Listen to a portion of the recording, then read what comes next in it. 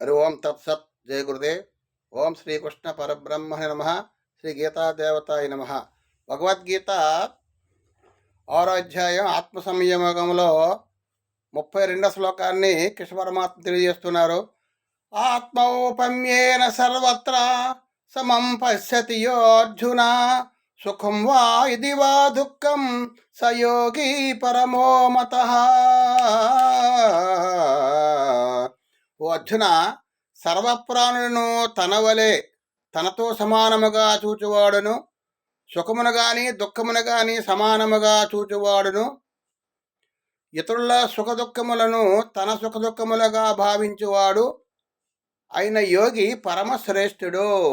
పరమశ్రేష్ఠుడు ఎవరు అని అంటే, సర్వప్రాణులను తన వలే సమానముగా చూచువాడు. అంటే అన్ని ప్రాణులు కూడా నా వలే, నాకు ఏ విధమైనటువంటి సుఖదుఖాలు కలిగి ఉంటాయో అన్ని ప్రాణులు కూడా ఆ విధంగా సుఖదుఖాలు కలిగి ఉంటాయి.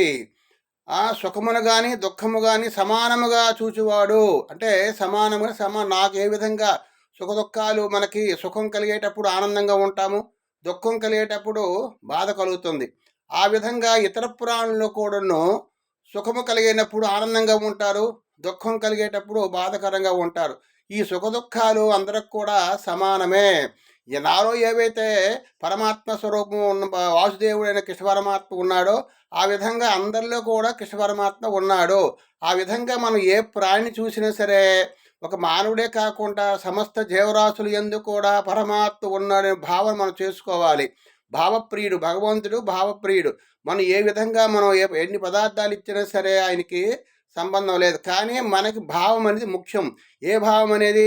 సమస్త ప్రాణుల యందును పరమాత్ముడు ఉన్నాడు, నాలో ఉన్న పరమాత్మ ఉన్నాడు, నాలో ఉన్న పరమాత్మ అందరిలో ఉన్నాడు. నాకు ఏ విధంగా అయితే సుఖదుఖాలు ఉంటాయో అన్ని ప్రాణుల యందును సుఖదుఖాలు కలిగి ఉంటాయని భావిస్తూ ఉండాలి. అటువంటి వాడే పరమ యోగి, పరమశ్రేష్ఠుడు. ఆ విధంగా మనకు ఎవరైతే బాధ కలిగిస్తారో మనం బాధపడతాం.